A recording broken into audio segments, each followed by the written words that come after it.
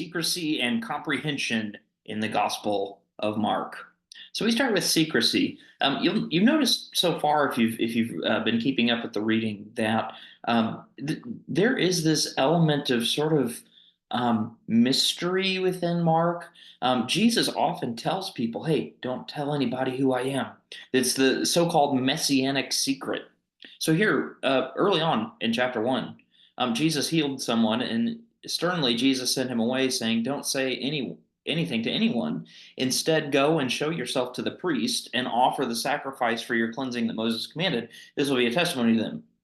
Instead, this guy went out and started talking freely and spreading the news so that Jesus wasn't able to enter a town openly. The messianic secret. Then Jesus comes around, and he starts telling these parables. And it says this: when they were alone, the people around Jesus, along with the 12 disciples, asked him about the parables. He said to them, "The secret of God's kingdom has been given to you, but to those who are outside, everything comes in parables. This is so that they can look and see, but have no insight, and they can hear, but not understand. Otherwise, they might turn their lives around and be forgiven." So, in other words, Jesus is saying that for some, the parables serve to confuse. That's their purpose. A little strange. So, a three-part theory in this.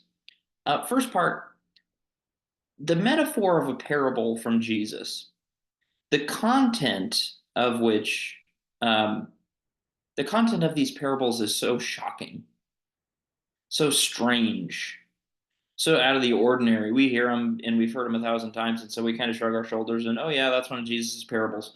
But some of the things that Jesus says about God are just totally sound like they're totally out of left field. And so you can't just say it. He can't just say it. He has to tell a story, which the nature of a story is that of a metaphor, a parable, is that it's not always going to be completely obvious what it's saying. It may or may not make complete sense. Second part is naturally, and this is a key theme in Mark, there's something about the kingdom of God that just eludes us, that is just a little bit too much for our minds to totally comprehend. And that makes sense, right? We are God is God and we are not, and therefore, if we ever fully understood God, then we would be God ourselves, right? And so the parables then, when they give us a little taste, knowing that we're not fully understanding every little thing, and it kind of invites us, if you can imagine, to deconstruct the house we've built of who we believe God to be, of our current reality, and instead to rebuild in this new world in which we live. And in the parables, we can get a little bit, but not the full thing. And so it kind of invites the readers and his hearers, Jesus' hearers, to step into and to participate and just go a little further, a little further, a little further, knowing we'll never figure it out. And then the third part is that this concealing of Jesus's message and Jesus's identity kind of intensifies it, right? If there's a little bit that's behind the curtain, it intensifies it. It makes you want a little bit more. So the disciples, I just want to go through this in chapter 8. The disciples go through this not totally understanding who Jesus is thing, but they want a little bit more and they want a little bit more. So it's chapter 8 starts out with Jesus multiplying bread and fish, and he feeds the 4,000.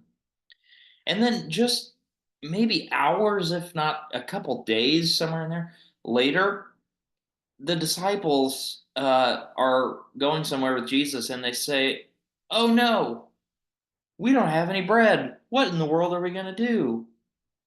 And Jesus, you can imagine him putting his hands in his face, and he didn't actually say it this way, but you can imagine him saying, "You idiots, did you not just see what I did with all this bread and fish? Are you totally clueless? Did you just not get that?"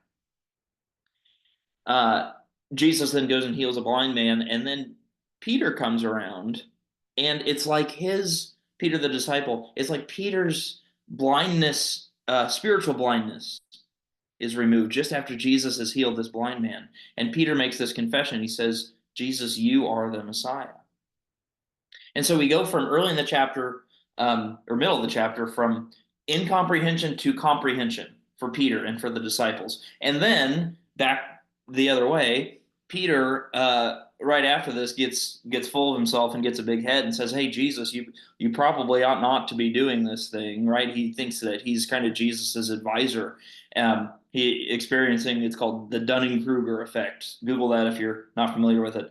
And Jesus looks at him and he says, "Peter, get behind me, Satan." He calls Peter Satan. And so it's this Peter going from not understanding to understanding to not really understanding again, this sort of waffling back and forth. And we see this throughout the Gospels. And finally, Jesus closes this part of the chapter and he says, "Look, y'all, I'm the Messiah and I'm a crucified one. This is who I am. You don't totally understand, but this is who I am. And if you want to follow me, you'll follow me all the way to the cross."